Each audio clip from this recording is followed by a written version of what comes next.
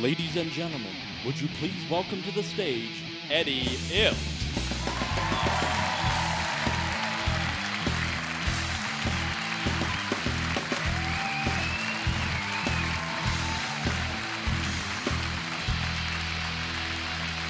Thank you. Thank you very much. Thank you, Sydney. Wow. Sydney, Australia. Great to be here. It's a pleasure. The flight over was not. 15 hours, Qantas Airlines, probably the most uncomfortable flight of my life. I'm not in the Mile High Club. I always wanted to be in the Mile High Club where you have sex at 30,000 feet, but I couldn't get in that, so I joined the Sea Level Club. I masturbated on a Greyhound bus once. On the homeless guy next to me, and he doesn't like the club. He won't come to the meetings anymore. I love it. Half of you are laughing and the other half are writing letters right now. How did he get into the opera house? This is a very prestigious icon in Australian history. It dates back 20 years.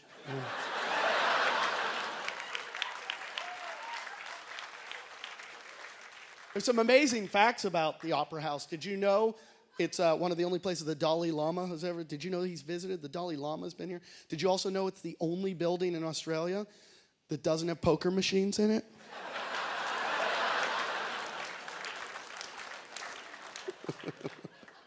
I've been over to people's houses that have them. Can I cash out? No. And you Australians, you're so nice to Americans, to our faces.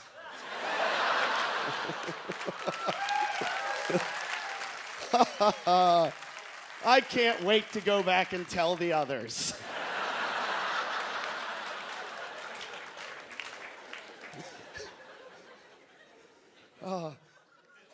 Australia, you drink like no one else in the world. Look at that. Any other country, you call someone an alcoholic, those are fighting words. Here, you're like, you're an alcoholic. What's your point, mate? If we drank like you in America, they make us go to meetings. It's called Alcoholics Anonymous, and you have it here too, but it's called a pub. You're all in there, yeah, I'm an alcoholic, I'm anonymous, dude, don't tell the missus I'm here.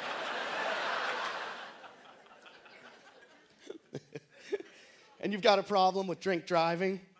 Yeah, the problem is that you call it drink driving. In America, it's drunk driving. Here you call it drink driving like you're still doing it. Like, mate, it's the cops. I don't want to spill my beer. And there's nothing funny about drunk driving. Drunk driving is not funny, except for this one time. My friend got pulled over. He blew a 0.32 blood alcohol level. If you Google that, it'll just say dead. And you know, when you get pulled over and you've been drinking, which everybody has done once or 78,000 times, you know that you've got about 30 seconds from when the policeman comes from his car to your car to shake it out. Where you actually try to sober up in those 30 seconds, where you're like, all right, I got him. There's no way they got me. I got A, B, C, D, E, F, G. My friend didn't do any of that. Policeman pulled him over, walked up to the car, opened the door. My friend rolled onto the ground and just went, take me. And the cop goes, son, have you been drinking? He goes, hell yeah. He goes, do you mind taking a breathalyzer test? And he goes, what, you don't believe me? And he goes, what, are you some kind of comedian? And he goes, no, but he is. So then they took us to prison, and that's where we made love. That's a joke. I fucked the shit out of him.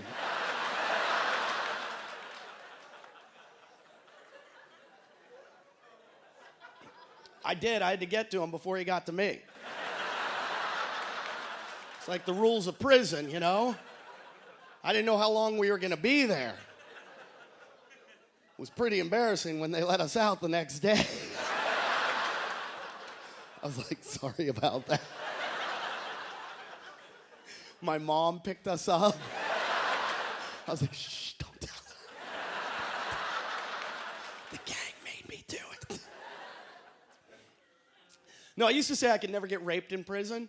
I seriously thought that. Like, you see it in movies and TV shows. That's all you ever hear about prison. And I was like, that would never happen to me. Never, ever, ever, ever. Because I would fight till the death. I would fight. They would never get me, ever. And then I went through customs, Munich airport in Germany. And this big security guard that was frisking me put his hand on the inside of my belt. And I giggled.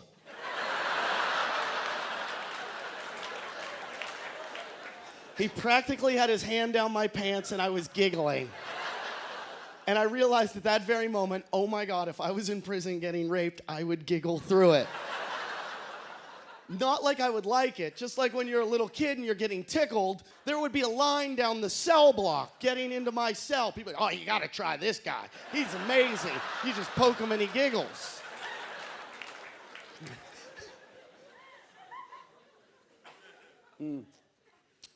Luckily, haven't gone to jail. I almost did. I got arrested for in America. I don't know what you call it here, but I was peeing in a bush. I guess you'd probably call it peeing in a bush. But the ticket the policeman gave me was a little different. The ticket he wrote me up for was urination and or masturbation in a public place. I was like, officer, I understand the or. It's the and I have a problem with.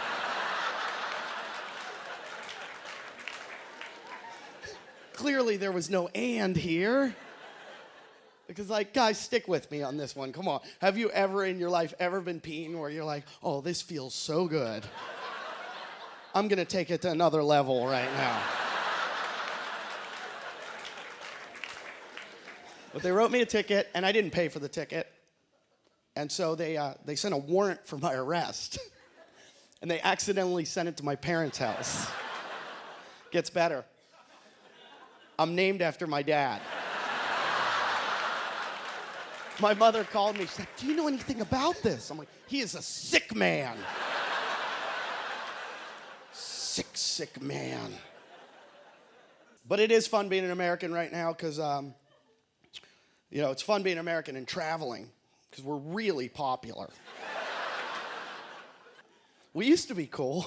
We used to be like Fonzie. Now we're more like Henry Winkler. Everywhere I go, I get yelled at for being an American. Oh, you American, you started the war. And I'm like, oh yeah, I forgot, it was me. How did I do that again? Must have been right after my Sudoku. Okay, here's the deal. There's people for the war, there's people against the war. I'm in that gray area of people that smoke pot. So you're never gonna get a rational argument out of me, ever, you know? And people are always like, you American, you started the war, it's all about oil. It's all about the oil because oil's the most expensive commodity in the world. And I'm like, apparently you've never bought printer ink.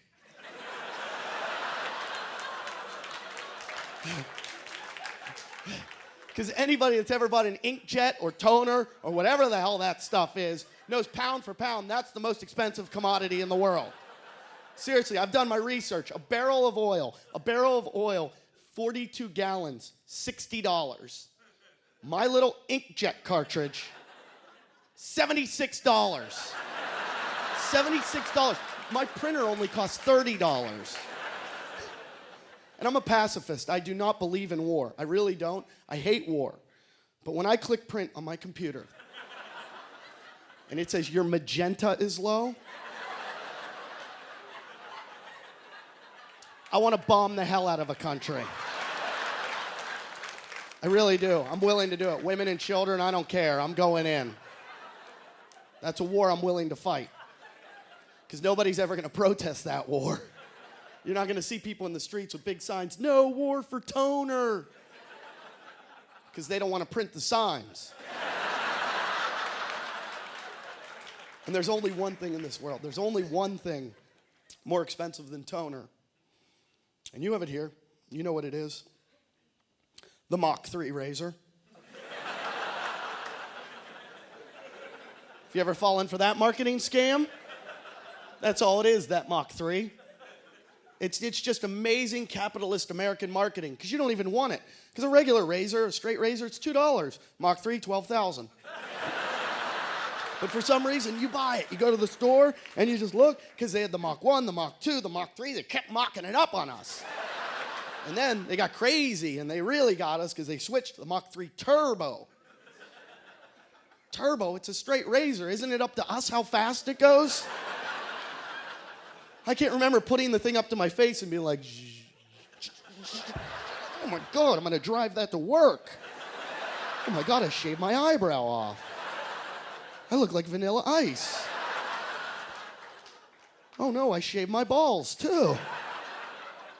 Again. You ever do that, guys? You ever start shaving and you just keep going? And then you're like, I look like a baby.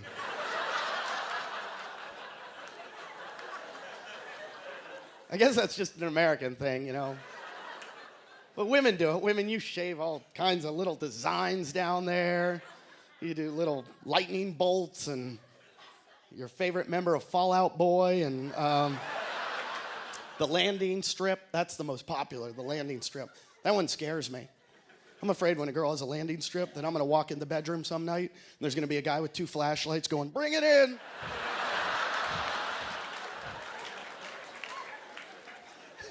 I thought it'd be funny if I shaved a design down there. So I put a little Hitler mustache. And then I walked in the room one night, I was like, we are going to fuck tonight. Where are your papers? Wasn't very funny when my girlfriend was Jewish.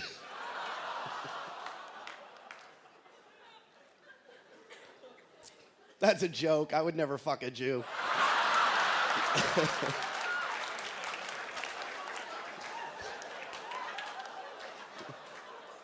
They won't have sex with me. I've tried, seriously, but traditionally Judaism doesn't permit interfaith marriages and sex, and I'm Catholic. I'm really Catholic. I was even molested. And that's a joke. You're allowed to laugh at that. They even laughed at that when I was in Ireland. They were like, oh, weren't we all? You just weren't drunk enough to enjoy it.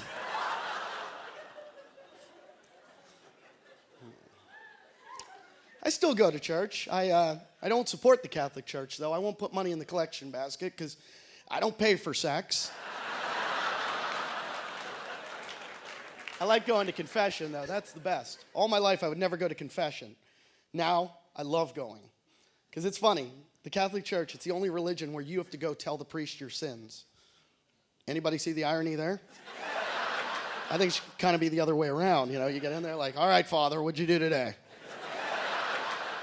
Or should I say who? I like getting in there because the priest can't see you, and you're behind a curtain, and I go, forgive me, Father, for having sex with you. Not because I did, I just love gossip. And he's like, is that Billy? No, but wait till I tell everyone. Billy's not a virgin. Had the worst heckle here I've ever had in my life. Worst heckle ever. I was on stage and I go, gay guys love me.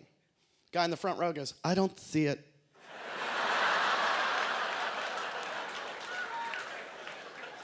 And I'm not gay, but I hate rejection. So after the show, I was buying him drinks. Getting him shots, trying to get him drunk. Every once in a while, I'm like, you see it yet? And he's like, no. I was bending over, picking stuff up. I'm like, you see it yet? He's like, no. So then I blew him. That's a joke. No, I fucked him. Just kidding. I've thought about it. I've thought about homosexuality. I thought if I ever went gay, I would never have sex with a man. I would never do that. Because you can do that with a woman. If I went gay, I'd want to do something original that you can't do with a woman. So if I went gay, I'd have a rational argument.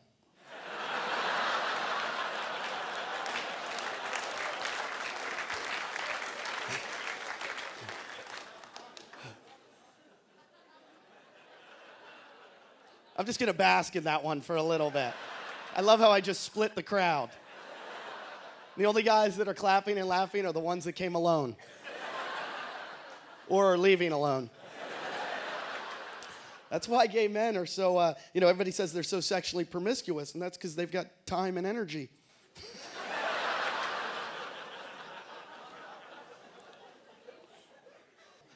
My girlfriend said to me one night, she goes, I want to make love 7 times tonight. I was like, I got to call 6 friends. My girlfriend, though, she wasn't too good either. She didn't like work, and she always said, I want to get a job from home. And she was looking for jobs from home, and she found that she could be a phone sex operator. And she's like, oh, this is an easy job. I'll get paid a lot of money, and I'll do phone sex from home. And I'm like, you would be the worst phone sex operator ever. And she's like, why? I'm like, because all your calls would be like, ooh, did you brush your teeth? Ow, ow, ow, you're hurting me. Ooh, go shave. Ooh, get off me. Are you done yet? Click. They took me to a strip club here. I really don't like those places. I really don't. I hate strip clubs. I feel like they exploit me.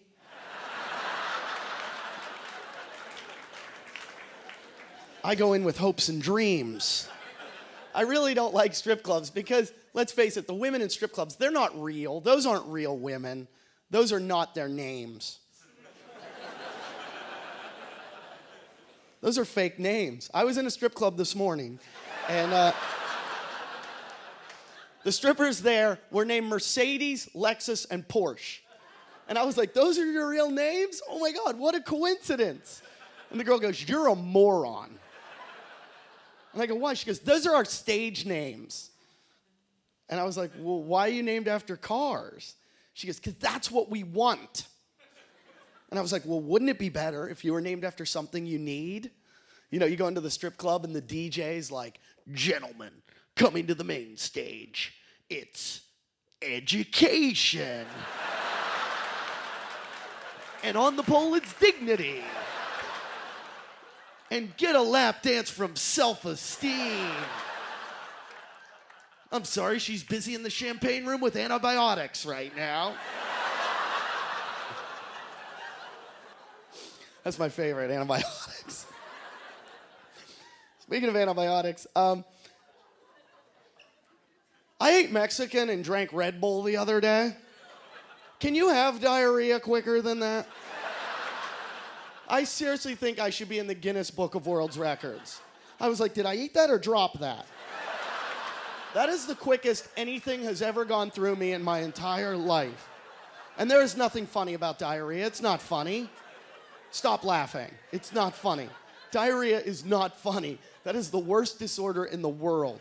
It is not funny at all, but it is the smartest disorder in the world because it knows exactly how far you are from home. And it's like, I'll race you.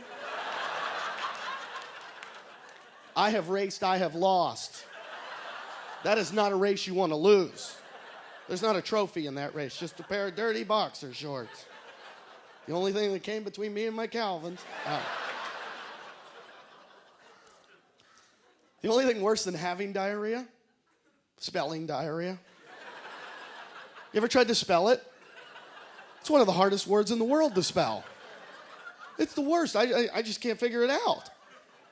You go to the doctor's office, you're feeling sick, they give you the piece of paper to fill out all your symptoms, and you're like, D-I-A-R-E-I.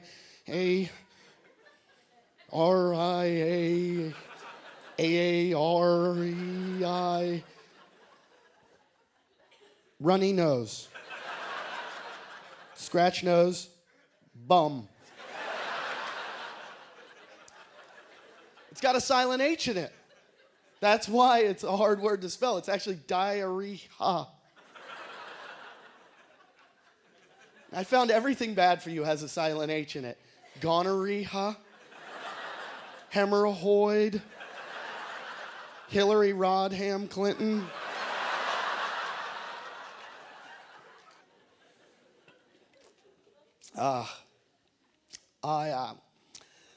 I'm not a homophobic person in the least bit. Not homophobic at all. I'm homophobic phobic.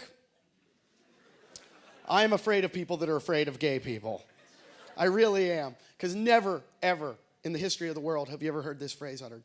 Run for your lives, the gays are coming. They're decorating everything in their paths. But there are people that are really afraid of gay people, and I call them dad. My dad is one of the most homophobic men you've ever met in your life. And it's a real problem in our house because our dog is gay. Oh, no, he's the cutest little Jack Russell in the world, but he is just queer as a $3 bill. And he just loves dog cock.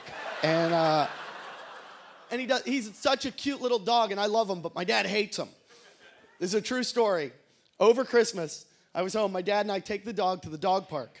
Just go out, do like the father-son bonding thing. We go out to the dog park. We let the little dog loose. We weren't there 30 seconds that my little Jack Russell ran over to a pug, you know, those dogs with the flat face, and he just put him in a headlock and just raped his face. It was awful. It was like prison rape. If he could have talked to you, it would have been like, take that, bitch. You like that shit, don't you? Yeah, yeah. He was getting the back arch into it and everything. Like, yeah, yeah. Yeah. And I thought it was the funniest thing I'd ever seen in my life. But the people that owned the pug were crying. My dad is losing his mind. My dad's going, damn it, God, get that gay faggot dog, God, ah. My dad grabs me, goes, go get him. And I'm like, no, because I knew he wasn't done yet. So my dad pushes me out of the way, goes over, grabs the dog by the neck, lifts him up in the air, going, faggot dog, you bad faggot. The whole park is just going, psycho. Throws him in the car and starts going, bad dog, bad, gay, faggot, butt fucking dog. Every aspersion you could ever cast, he's screaming at this dog. And never in my life have I ever fought my dad, but I got so mad I ran over and I knocked my dad down. And I go, get off him. Leave my dog alone. Leave him alone. And my dad gets up and dusts himself off. And he looks at me and he goes, but he's gay. And I go, so what? Who cares? Who cares if he's gay? What if I was gay? He goes, I don't care if you're gay. Still wouldn't take you to a gay bar and let you fuck guys' faces.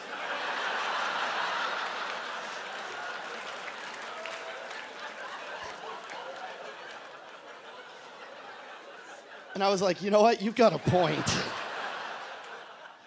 Bad gay dog. Do that in the woods. I don't understand how people can hate groups of people. I don't understand it. I could never hate a group of people.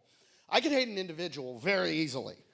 But a group, never, ever, ever. You know, because we're all different and you can't ever stereotype or generalize. It's like, I've definitely hated individuals before. I was recently in a store in Los Angeles. And I hate a woman there. There's a woman that was in the store with me who I went shopping. And have you ever made the mistake where you thought the person worked there, but they didn't? I go up to this woman. I go, excuse me, ma'am, could you help me with something? And she goes, does it look like I fucking work here? And I hated her. And I wanted her to die. I admit it. I had those thoughts where I'm like, I want her to die. But then I realized there's a disease you can give people. It's not that bad. But I was like, this is great. And there's a disease you give them. It's not that bad, but it's bad enough. It's called bad song disease.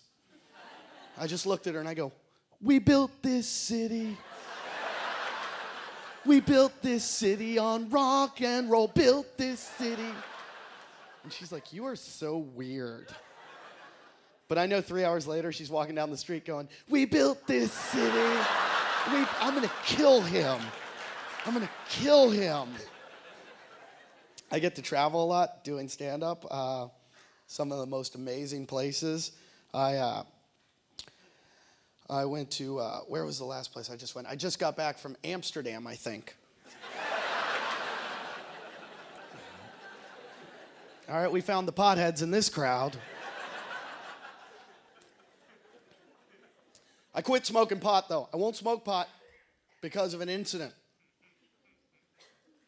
that happened in Adelaide, Australia, where I guess it's decriminalized there. which means let's grow it like it'll kill you. I ate pot. I ate a pot cookie. Yeah, don't ever do this, because it opened some doors that haven't closed. It was a traumatizing experience. Seriously, it was the most traumatizing experience of my life. And I will tell you, listen, never again, never. If you gave me $1 million and said, eat this pot cookie, I'd be like, keep your money. If you said, we're going to kill your parents, who you love, if you don't eat this cookie, we're going to have a guy come in this room and shoot your parents, I'd be like, Mom, Dad, you better eat this cookie. Because what's about to happen to you is not going to be nice. You might want to get high before you do it. But I knew it was bad. It was such a bad experience. And because the day before I ate the pot cookie, I saw a homeless guy in the streets of Adelaide walking down the street having an argument with his wife, the most violent argument I've ever seen in my life, where he's just yelling at her. He's like, you dumb bitch, I'll kill you. Those eggs were runny. I'll kill you. I'll kill you. And see, it was bad because there was no wife there.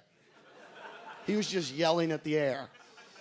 Then the next day I ate the pot cookie, I saw his wife. And she is a bitch. And her eggs, they suck. Best thing this year, I got to go to the Middle East. I went to the Middle East filming a movie. And we went over there and we were filming a movie, try to find out like how people perceive America. That's probably the best place to go. A lot of Americans go over, and a lot of American comedians go over to the Middle East and perform for the troops, but I perform for the terrorists, and they need to laugh too. They do. Seriously, they do. You ever see them? They're very angry people. Maybe that can stop terrorism, you know? Do you ever see photos of terrorists? They're never like holding up a stick of dynamite. It's always like, Argh! We need to open some comedy clubs in the caves over there. And no, but I went over and I kept asking them. I said, why do you hate Americans so much? And they were like, because you have everything and we have nothing. And I was like, sucks for you. But it's true. Like, I come from a country that, and you're just as guilty here in Australia. We are the most excessive people in the world. Western culture, we are so excessive. I mean, it's terrible. I learned that on the plane over there when I was on the plane, and they have the Sky Mall where you can buy things on the plane. You know, you can go shopping on the plane because you're like, oh my God, I forgot. I got to go shopping because I need a toenail clipper with a motor. Like they have mini helicopters that you can buy that'll fly around your house. Just stuff you never need. They had a shower radio in there with a subwoofer. I'm going to say that again. They have a shower radio with a subwoofer. I can't remember the last time I was in the shower waiting those 30 seconds for the conditioner to set in, that I was thinking to myself, you know what I need right now? Is a little more bass.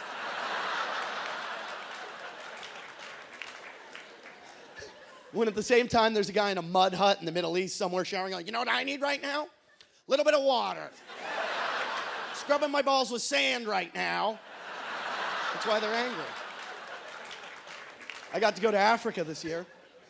Africa was great. A lot of black people in Africa. Holy shit, are there black people in Africa.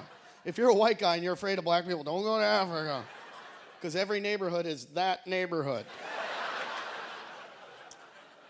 That is not racist. That is not racist. Some of my best friends are white. I used to think I was convinced that I didn't have a racist bone in my body. I was convinced. And then I was in a car crash in Beverly Hills in California. I hit a Porsche Cayenne, like the $85,000 Porsche SUV. And the woman driving was Persian. And I don't know where Persia is. I have no idea.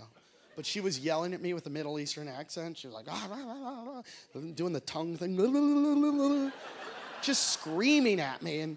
And clearly it was my fault. I was at fault here. And but she didn't know what was going on. And she's like, well, what do we do now? What do we do now? And I was like, well, proper procedure is that we exchange insurance information and then we contact Homeland Security.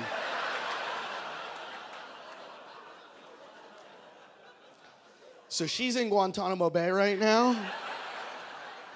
and I'm driving a Porsche Cayenne. No, I loved Africa, but it was, Africa was really sad because 1 in 4 people has AIDS there, and I know I was the ignorant American because I was shaking hands with them after the show, and I was like, 1, 2, 3, nope.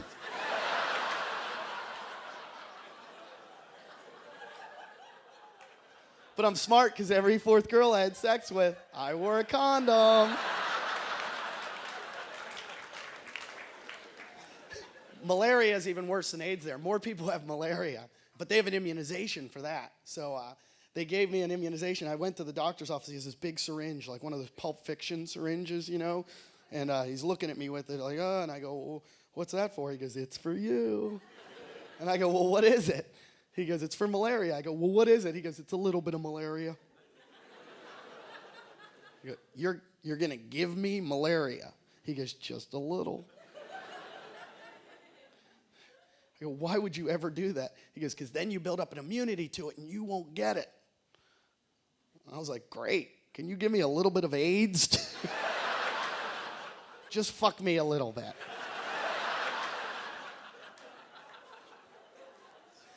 They have something in Africa that is way scarier than AIDS. They have sharks. They have big sharks. They took me shark diving in Africa, out in the middle of the ocean, put me in a steel cage, and had great white sharks swim around me, like 25 foot. This wasn't Nemo. This was Jaws. No, I'm telling you, scary enough that I shit a wetsuit. And after we were done, the shark master, as he called himself, goes, hey, you want to go surfing? And I was like, hey, you want to go fuck yourself? And he goes, what? I go, I'm never going in the ocean ever again. He goes, why not? I'm like, I saw what lives in there. He goes, that's an irrational fear. No, it's not. I saw them. How's that irrational? He goes, because you have a better chance of getting killed by a toaster oven. Great, now I'm afraid of toast, you asshole. Irrational fear. An irrational fear is a fear of flying with sharks. You're never going to be on a plane and be like, shark. Don't even try to write a movie about it. You got us with snakes on a plane. You're not going to get us with sharks on a plane. I had a woman come to my show one night with a snake. You know those snake people that didn't have friends? So they get a snake and they're like, hey, look at me, give me attention. And they walk around with their snakes and people call, can I touch it? Yeah. I hate snakes. I'm terrified of snakes. So I was like, you got to leave. You got to get out of here. Get out of my show. She's like, I'm not leaving. I'm like, get out. Get out. She goes, no, but this snake would never hurt anyone. So I took it off her neck and I beat her with it. I was whipping her and I was beating her with it. And I showed her. Snakes hurt.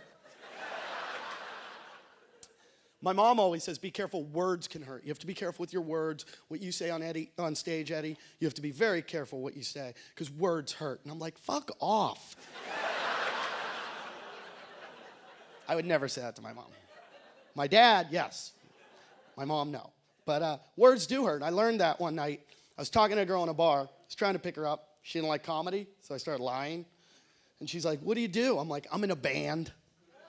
She's like, that's so cool. And she's like, oh my God, I want to have sex with you. And my friend leans in, he goes, yeah, it's a marching band.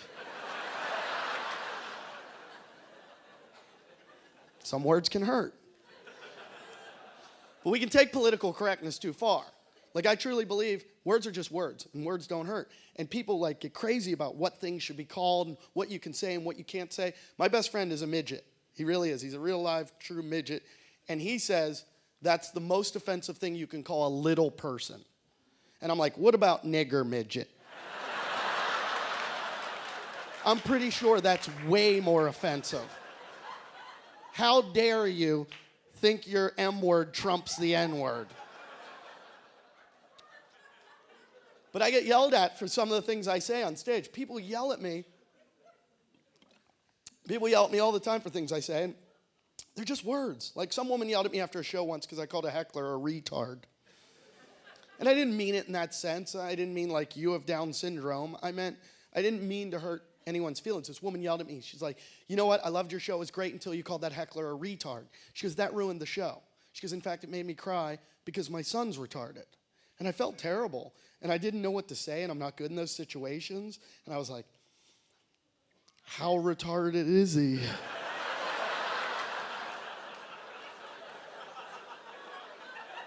Because they're all levels, you know. It's like, does he eat ice cream with his nose? Or is he the president?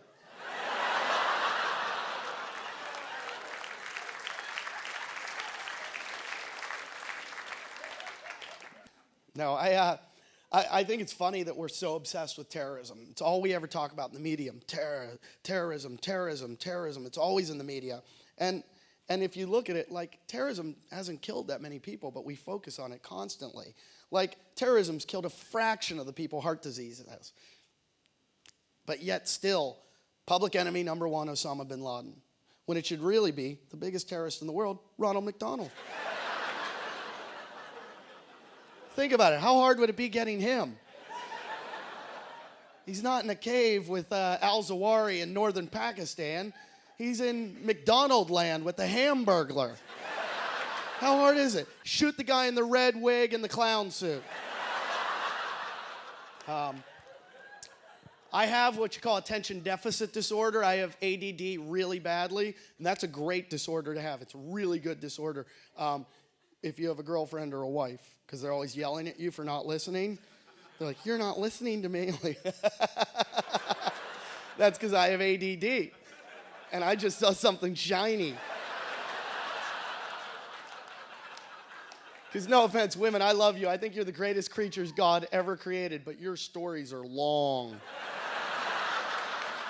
And they don't have a point ever. Ever. They go on and on and on, blah, blah, blah, blah, blah, blah, blah. Never have a point, always have a test. At the end of every one of your stories, you're like, you're not listening to me. Yes, I am. Then what did I say? I knew I should have taken notes for this. I'm not a tough guy, but I've never lost a fight in my life because I took self-defense. And I know a technique now called the fetal position. I can get into it really quickly. Guys are like, I'm going to get up, you little pussy. Because it's impossible to beat up a man that rolls in the fetal position and urinates all over himself. I have zero pride. I have no pride. I'll push my mother in front of me before I'll fight. Take it for your son, Audrey. I will run. I'll skip away from you. I'll try to kiss you. I'll whip my dong out in a fight. I will. I'll do that thunka move, you know, where you slap it off your thighs. If you don't know what I'm talking about, yours isn't big enough. But, you know, when you go thunka, nobody's going to beat up a man with his penis out going thunka. You'd be like, I'm going to... Go away. I'm telling you, that's the secret to peace in the Middle East. One country bombs a country, don't bomb them back. Whip your dong out and thunka. I think it's funny what the media obsesses on, because it's not what we want to see. It's what they think we want to see. Like, for some reason, they love telling us about Siamese twins all the time. Whenever they're cutting them in half, it's always in the news. Like, they're cutting the Siamesers apart. And it's always big news. And it's like, have you ever, in your life, ever been walking down the street and just walked past a couple Siamese twins and been like, oh my God, look. You'll never see them. They're like unicorns. They don't really exist. They don't. But the media likes us to think they exist. So I've been reading all about them. And I found out it's not a good idea to cut them apart. They have a better chance of living if they keep them together. But I also read that if that happens, one can live and one can die. And then they have to keep them together, which would suck. I know, because I broke my ankle once. And everybody asks me questions all day long, every day. Go, can you imagine if I was walking around with my dead brother flopping around on my back, and everybody'd be like, oh my God, what the hell is that? Like, I don't know. He's the one that wanted to water ski. It wasn't my idea.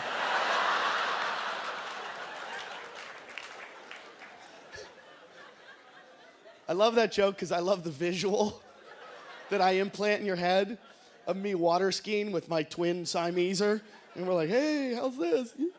Whee! And all of a sudden, psh, and he's like, ugh. I'm like, get up! And he's like, ugh.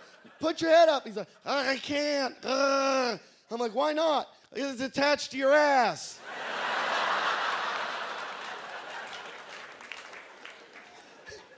I can't believe you laughed at that.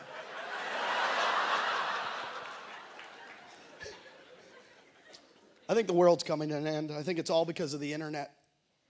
I really do. I think the internet is just messing us all up. And I'm not going to lie to you. I've downloaded so much porn. My screensaver's a janitor with a mop.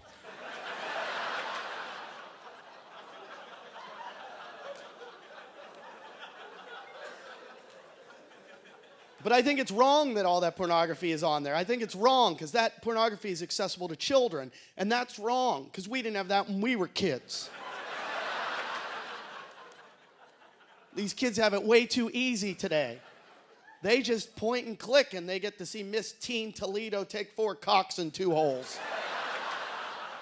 When I was a kid, if I wanted pornography, I had to go hide in the library. I had to work for it. I had to stay after school and hide behind the card catalog file and read those National Geographic magazines with the tribal African women with the big saggy. Do you know how difficult it was to masturbate to a woman with a disc in her lip? Like, oh, Miss Ethiopia, what you do to me?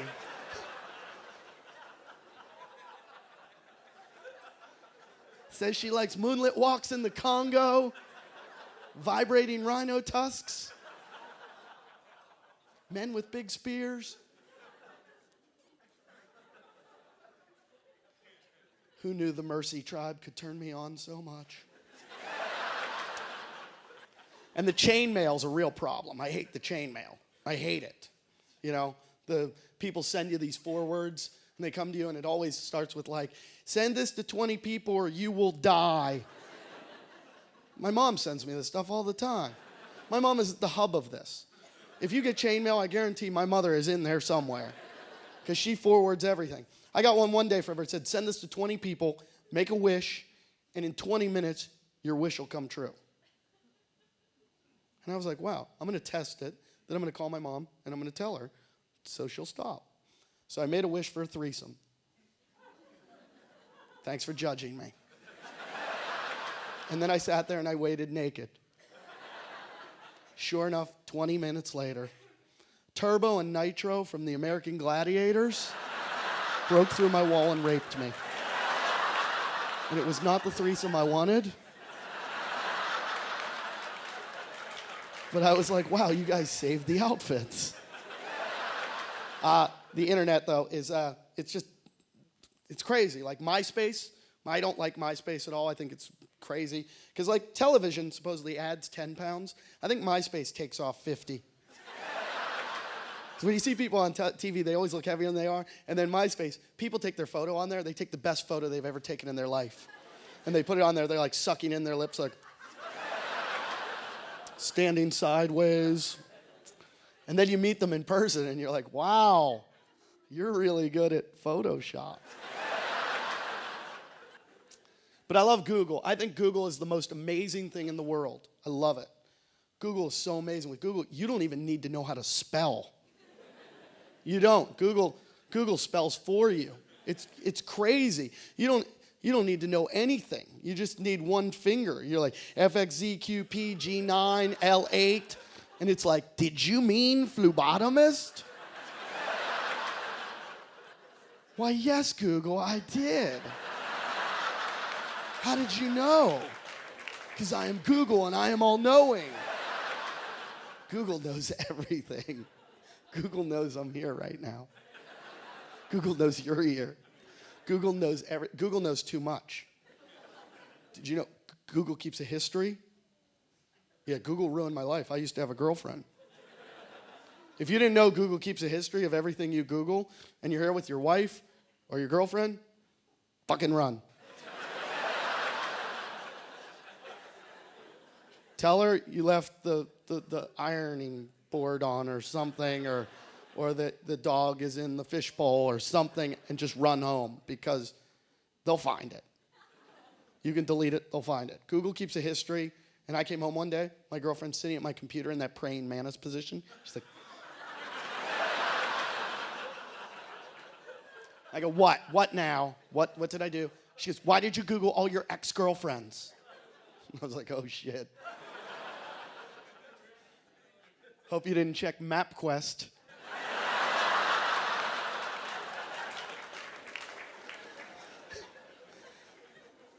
You guys have been awesome. This has been an amazing experience for me. Thank you for coming tonight. I've been doing stand-up comedy now 11 years. My parents still think it's a phase I'm going through. They're really hoping I go back to breakdancing. My dad saved my parachute pants just in case. You never know when the cardboard lords are getting back together. No, my parents, they really are like, when I first started doing stand-up, I was hiding it from them. And my dad, I finally found out because he heard from other people, and he sat me down. He's like, what's going on? What's going on? And I was like, well, Dad, and he's like, you better sit down. And I was like, well, I'm a comedian. And he looked at me and goes, why can't you just be gay? But I did used to breakdance too. It's funny. I used to breakdance, and everybody makes fun of that. And like, I was into every fad. I was into BMX, skateboarding, breakdancing, whatever fad there was, I did it. Whenever my dad would punish me, that's what he would take away from me. Like BMX was the funniest because he locked up my bike. My skateboard he put in the trunk of his car. When I was into breakdancing, I was like, what are you going to do now? How are you going to ground me, Dad? What are you going to do? And he's like, no more dancing. And I was like, you can never stop me from dancing.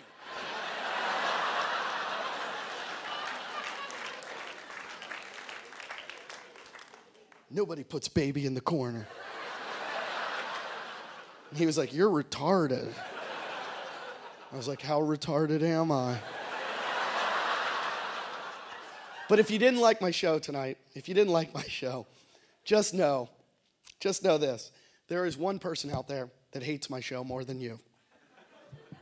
Her name is Ethel. Ethel lives in Cleveland, Ohio. And she's about 84 years old. And Ethel was hired to sign language my show.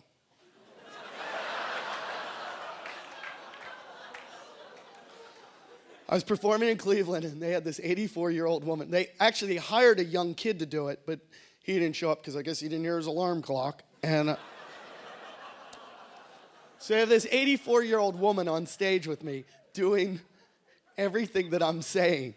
And I didn't even realize it till halfway through the show, and I look over, and she's over there going.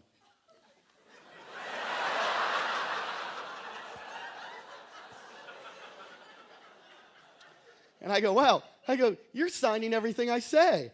And she goes, and I go, you're signing everything I say. And she goes, and I go, you're signing everything I say. And she goes, get on with it.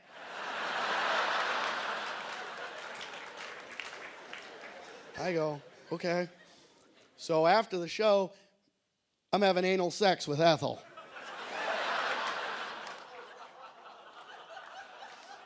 And she goes,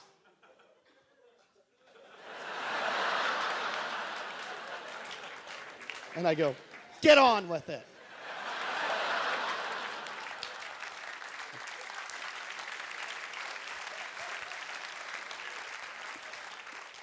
Do it.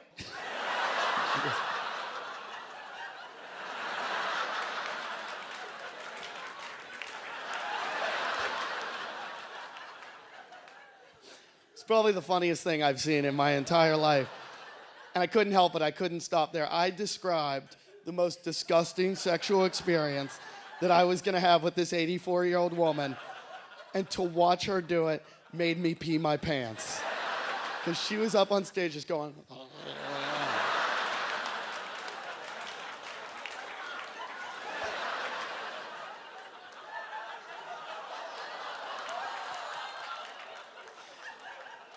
She went running off the stage. I go, where are you going? She goes, I have to shower.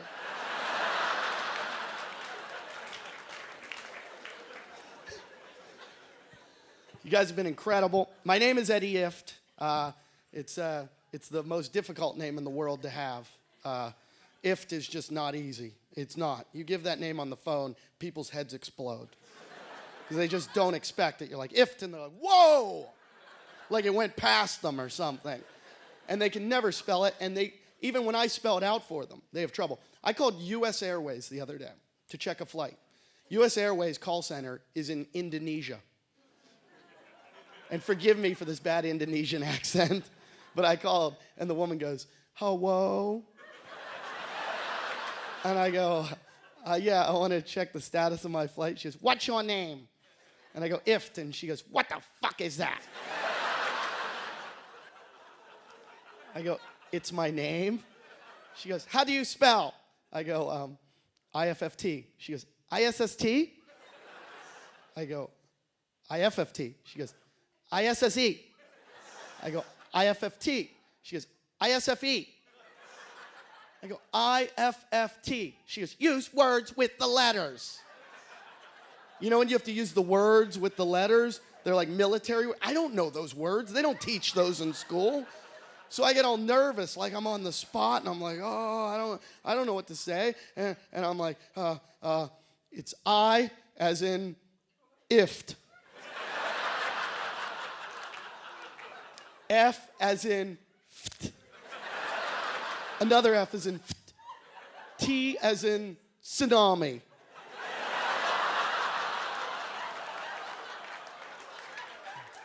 I like that. You guys are smart.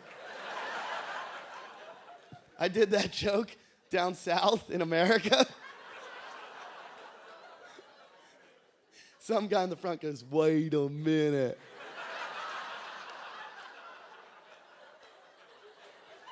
Tsunami spelled with a C. Thank you guys for coming. I appreciate it very much. Thank you.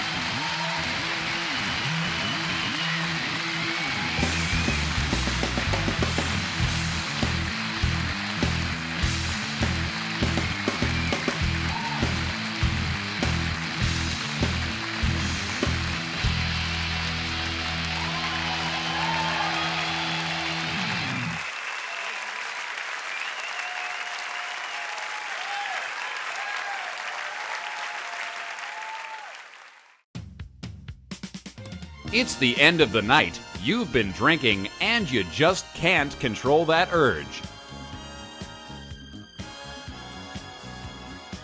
You just want to tag a tubby.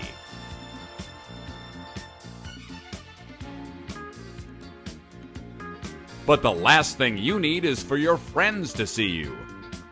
Busted! Are you tired of being the laughingstock of your friends? Tired of being a dead giveaway for DUIs? By the looks of her, I can tell you've been drinking. Now there's a way to avoid all the embarrassing hassles of bringing home a heifer. With Big Gretel's Crumb Dropper. I don't have to take the fat girls home anymore, because with Big Gretel's Crumb Dropper, I know they're guaranteed to follow me there. Simply attach the crumb dropper to the bumper of your car. Drop in your favorite fat girl snacks. And you're off. At the end of the night, just flip the seating switch and it won't be long before you are sowing your own seed.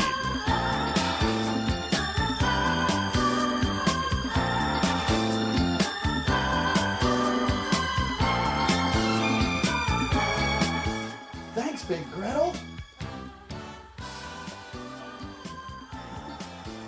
Big Gretel's Crumb Dropper is available for only $19.99 at all major stores. Snacks and fat girls not included.